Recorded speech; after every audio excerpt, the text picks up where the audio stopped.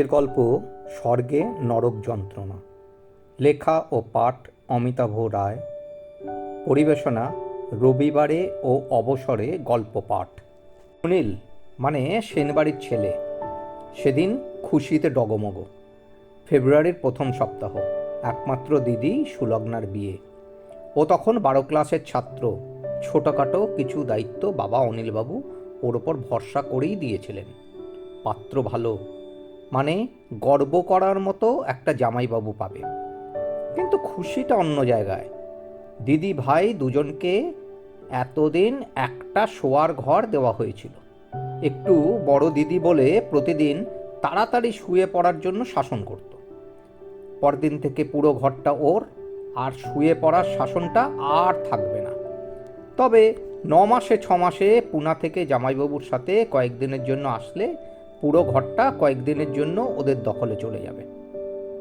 বর আসছে না কেন খবর নিতে জানা গেল পাত্র ওখানে গত 1 বছর ধরে লিভ ইন করে এবং গতকালই রেজিস্ট্রি ম্যারেজ করেছে। বাড়িতে রক্তপাতহীন নারকীয় পরিবেশ। কিন্তু সুনীলের কাছে দিদির বিয়েটা ভেস্তে যাওয়া নাকি ঘরটা একাকী ভোগ করার সুযোগ হাতছাড়া হওয়া, কোনটার জন্য নরক যন্ত্রণা ভোগ করা শুরু হলো ও বুঝতে পারছে না। ঠান্ডা মাথার মানুষ অনিলবাবুও সস্ত্রীক মেয়েকে নিয়ে দরজায় ছিটকিনি দিলেন। দরজা খোলার জন্য অনুরোধ আদেশের মৃদু সজোর চপেটাঘাত পড়তে লাগলো। সুনীল কিংকর্তব্য বিমূঢ় হয়ে দাঁড়িয়ে রইল। হঠাৎ পাড়ার কমিশনার আর অমর্ত্যের বিশেষ বন্ধু সুজয় ওকে নিয়ে হাজির। পাড়ার সবাই জানে সুলগ্নার প্রতি অমর্ত্যের একমুখী প্রেমের কথা। বিয়ে ঠিক হয়ে যাওয়ার পর একটু বেশি রকম মনমরা হয়ে পড়েছিল। সরকারি কিন্তু সাধারণ একটা চাকরি করে। বাবা মা দুজনেই এক পথ দুর্ঘটনায় বছর 2 আগে মারা গেছেন। আজকে কমিশনার বন্ধুর কাছে দুটো খবর প্রায় একই সঙ্গে এসেছে।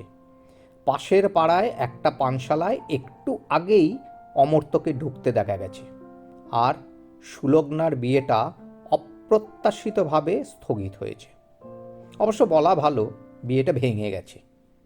সুজয় নিজের পরিচয় দিয়ে জোর করে দরজা খুলিয়ে ঘরের ভেতর ঢুকে গেল। কিছুক্ষণ বাদে দরজা খুলে সবাই বেরিয়ে এলেন। সুলগ্না সবার সামনেই অমর্ত্যর হাত দুটো ধরে অনেক চোখের জল ফেলতে লাগলো। সবাই শুনল আর বুঝল এরাই আজকের পাত্রপাত্রী।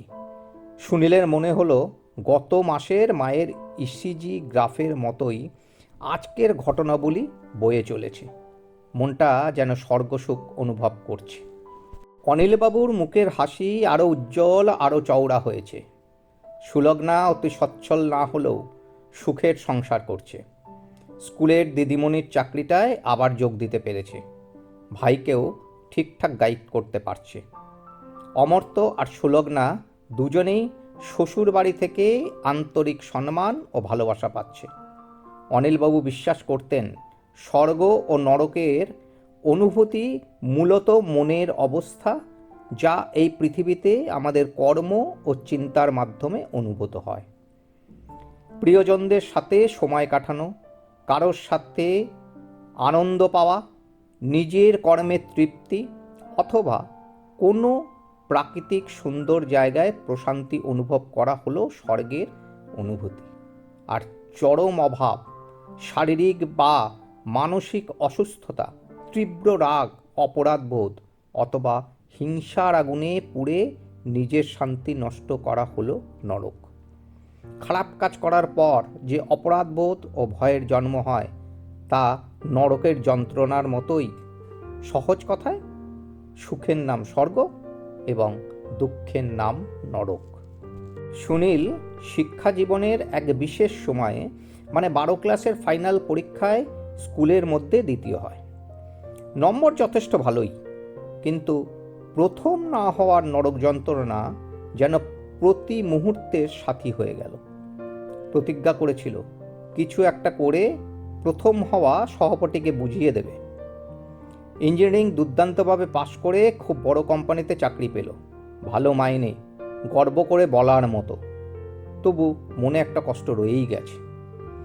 চাকরি করতে করতেই প্রথম 2 বছর IAS এর প্রিলিমিনারি পাশ করলেও ফাইনালের গণ্ডিটা পার করতে পারল না। তৃতীয়বার দুর্ভাগ্যবশত খাওয়া দাওয়ার অনিয়মে ভীষণভাবে জন্ডিসে আক্রান্ত হয়ে গেল। অত ভালো প্রস্তুতি জলে গেল।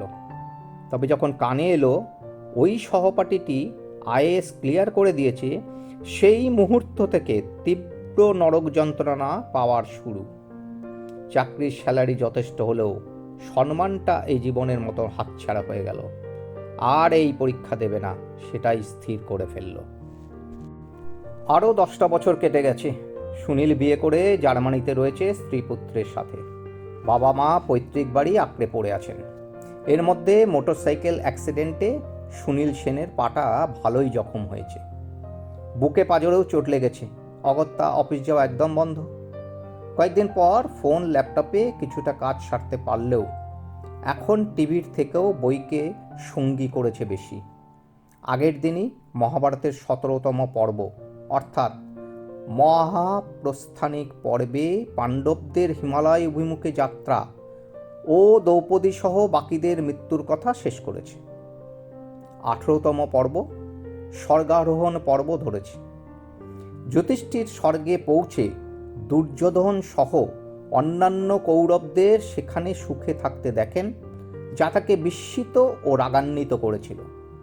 এর কারণ হল কুরুবংশের প্রতিষ্ঠাতা রাজা কুরুক্ষেত্র ভূমিকে পবিত্র করার বরের ফলে সেখানে মৃত্যু হওয়া যে কোনো ব্যক্তি, এমনকি কৌরবরাও স্বর্গে স্থান পাওয়ার অধিকারী ছিলেন। ইন্দ্রের মাধ্যমে যুধিষ্ঠির জানতে পারেন যে তার ভাইদের এবং দ্রৌপদীর নরক দর্শন কেবল শুদ্ধিকরণের জন্য ছিল এবং শেষ পর্যন্ত সকলেই স্বর্গে স্থান পান। স্বর্গে কোনো পার্থিব শত্রুতা থাকে না, তাই সেখানে কৌরবদের সাথে পাণ্ডবদের দেখাও স্বাভাবিক ছিল।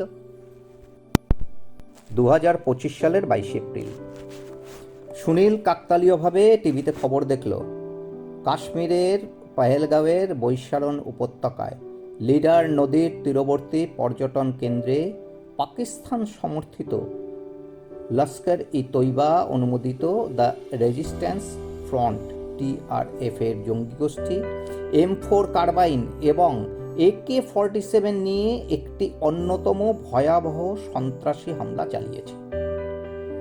এই ঘটনায় পশ্চিমবঙ্গের 3 জন সহ অন্যান্য রাজ্যের 26 জন অসামরিক নাগরিক বা পর্যটকরা নিহত হন, যাদের মধ্যে হিন্দু পর্যটক, একজন খ্রিস্টান পর্যটক এবং একজন স্থানীয় মুসলিম পনি রাইড অপারেটর ছিলেন, যিনি আক্রমণকারীদের কাছ থেকে বন্দুক কেড়ে নেওয়ার চেষ্টা করেছিলেন। পর্যটকদের মধ্যে বেশ কয়েকজন নবদম্পতি ছিলেন এবং পুরুষদের তাদের স্ত্রীদের সামনেই গুলি করা হয়েছিল। আক্রমণকারীরা কিছু অমুসলিম পর্যটকদের শনাক্ত করার জন্য ইসলামিক কালেমা পাঠ করতে বলে।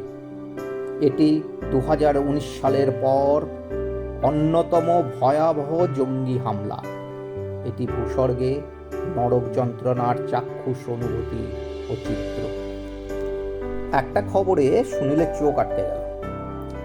দিলীপ দেশলে, একজন অবসরপ্রাপ্ত ব্যক্তি, যিনি তার সারাটা জীবন অপেক্ষা করেছেন ভূস্বর্গ দেখার প্রত্যাশা নিয়ে তার কাশ্মীর ভ্রমণের জন্য। পৃথিবীতে জীবিত থাকা অবস্থায় মৃত্যুর পর স্বর্গ বা নরক গমনের চিন্তা ধর্মীয় বিশ্বাস, কর্মফল এবং আধ্যাত্মিক দর্শনের একটি প্রধান অংশ। কিন্তু মৃত্যুর পর বিচার ও অনন্ত গন্তব্যের কথা বলা হয়েছে। এই ধারণা মানুষকে সৎকর্ম করতে উৎসাহিত করে। কিন্তু দিলীপবাবু নিজের সৎপথে উপার্জিত পয়সা খরচ করে দুচোখ ভরে স্বর্গ দেখতে পারলেন না। প্রত্যক্ষদর্শীদের কাছে স্বর্গ মুহূর্ত মধ্যে নরকে পরিবর্তনের ছবিটা থেকে যাবে চরম আতঙ্কের অনুভূতি নিয়ে। সুনীল খবরের ছবি দেখেই নিজের স্বর্গ, নিজের সুইট হোমেই যেন নরক যন্ত্রণা ভোগ করতে লাগলো।